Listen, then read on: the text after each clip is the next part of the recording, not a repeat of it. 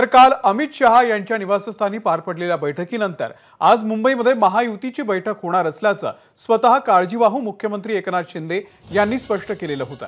मात्र स्वतः एकनाथ शिंदे साताऱ्यामधल्या दरेगावाला जाणार असल्यानं ही बैठक लांबणीवरती पडलेली आहे। 2 दिवसांनी म्हणजेच शिंदे मुंबईमध्ये परतल्यानंतर ही बैठक होणार असल्याची प्राथमिक माहिती मिळते।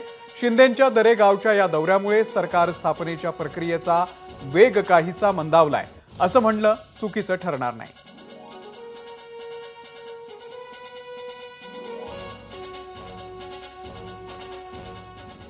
तर काल अमित शहांच्या निवासस्थानी पार पडलेली बैठक आणि त्यानंतर आज महायुतीची बैठक होणं अपेक्षित होतं, परंतु स्वतः मुख्यमंत्री त्यांच्या मूळ गावी सातारा जिल्ह्यातल्या दरेगावला जाणार आहेत।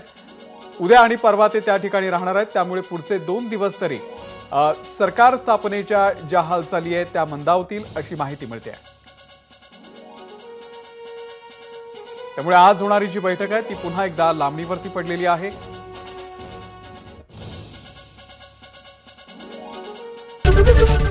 एबीपी माझा, उघडा डोळे बघा नीट।